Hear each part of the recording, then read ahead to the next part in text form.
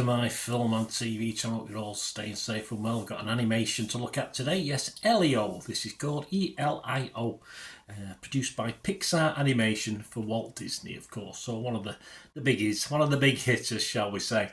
This stars the voices of Jonas Kilbrebe, Zoe Saldana, Remy Edgley, Brandon Moon, Brad Garrett, Jamila Jamil, and lots more, of course. So what's it about? Well, yeah, it's all set. It's a space one. I like a good space one. There's get a lot of fantasy ones, don't we? But it's always nice to have something related to space, whether animated or real.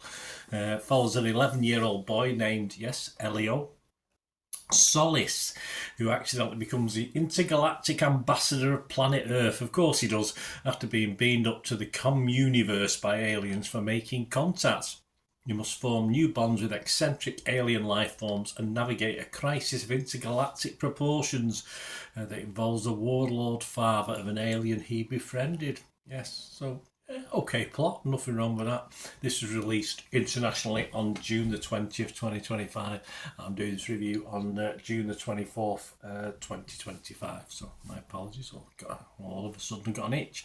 Right, yes, as a granddad, I found this entertaining enough. A little surprised by the $150 million budget, but I suppose that's what animation costs these days, especially the big hitters like DreamWorks.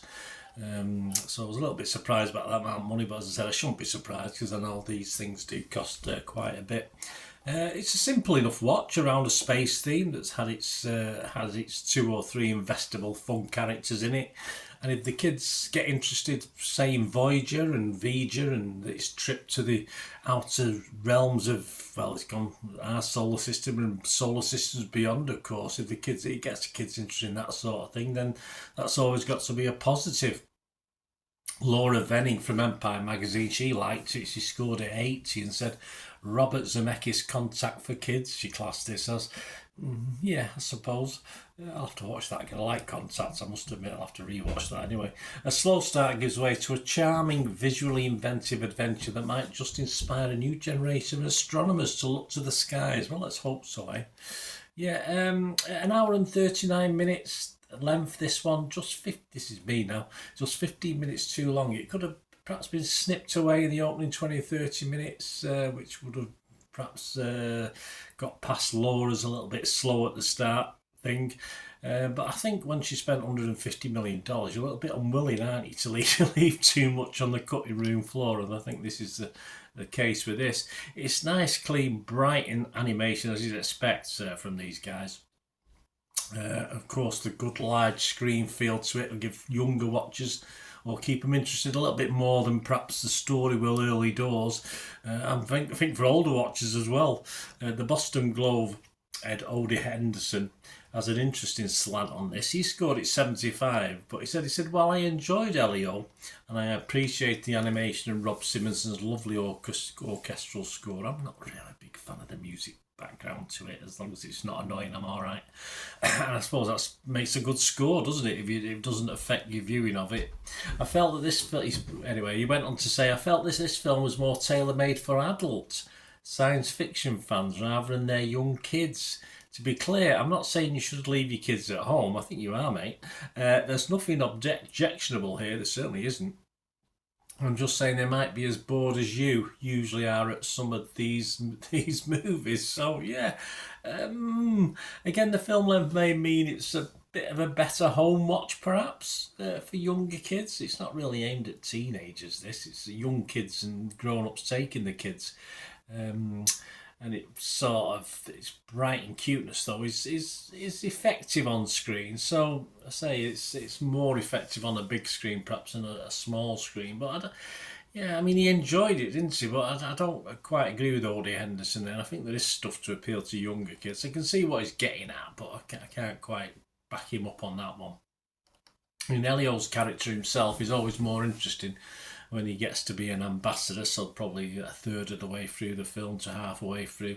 And there's a great relationship, a great chemistry with Gligon, the evil guy, Gligon's son, Glorden. Gligon, sorry if I pronounce those wrong. and that helps later in the film, that chemistry.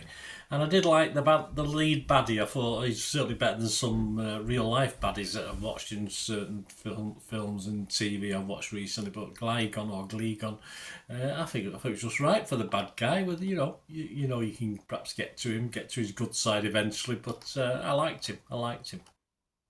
The story, the moral is there. It's not too preachy. A little bit formulaic, but really, I thought it was a reasonable young family entertainment, despite what's just been said before by the critic.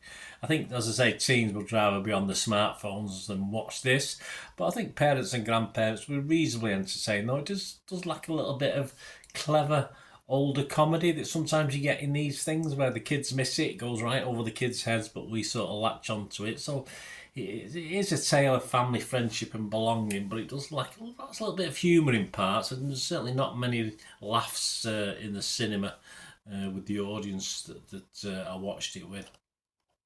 So this is not a classic by any means, of course. No Nemo or Toy Story here.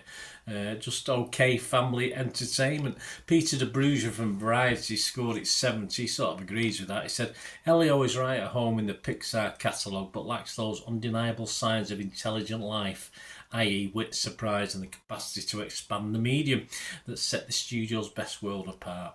Or best work apart as well. Alison Wilmore from New York magazine Vulture gave it 50 and said it's not alone when she said this. She said Elio plays like something that was imperfectly assembled from its component parts, as though its creative team couldn't figure out a way to align its visions of candy-coloured intergalactic diplomacy with its emotional themes of empathy and learning to think about what's going on inside those around us. Yes, I think Alison's a bit of a thinker, isn't she? It's an animation, bit of fun. Just take a little step back, perhaps. It does, though, play things safe, simple as that. And sometimes that's okay, that's fine. Certainly, a straight to streaming thing. Perhaps you expect a little bit more from a big budget item like this. But hey, it's okay. It's okay. Others, well, Rotten Tomatoes are fairly positive on it. 84% positivity. The consensus of the website, 169 critics, was catapulted by its theme of building self-esteem. Pixar's latest cosmic wonder, Elio, boasts a fanciful world of original creations to dazzling effect. Okay, Metacritic, yes, 66 out of 100, so still positive based on 40 critics. 27 were positive, though 12 were mixed, so they weren't convinced, and just one negative. About Joe Public, well, Metacritic users, 6.1 out of 10. These are all scores as at the 24th of June 2025. Internet Movie Database, just over 4,200 scores and reviews, and it's getting a healthy 7.1. I can't go as high as that. As I say, it's okay, and that's all I can say about this. I will be fresh on it on Rotten Tomatoes.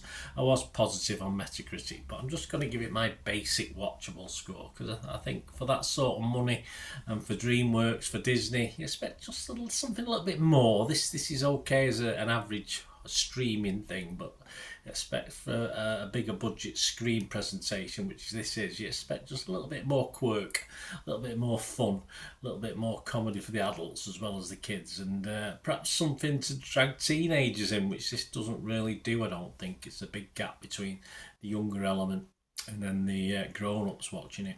So I'll give it a 6 out of 10, which is my watchable score. Let us know your thoughts, guys. Great to have your views. I hope you enjoyed this little mixture of review. I try and give other people's opinions and either agree or disagree, so I hope you enjoy the way I do things. That's how I do it.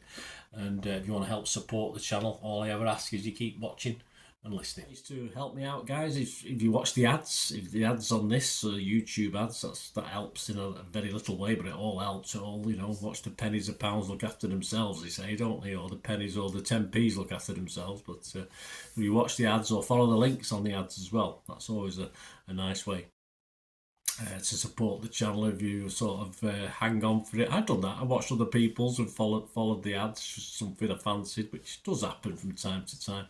Of course, you can support me by pushing that subscribe button as mentioned earlier, and that's of course pressing the button so you know when these vlogs are coming out. And of course, I'm always interested in your opinions, and of course, if you can give us a like, that'd be wonderful as well. So thanks for watching, guys.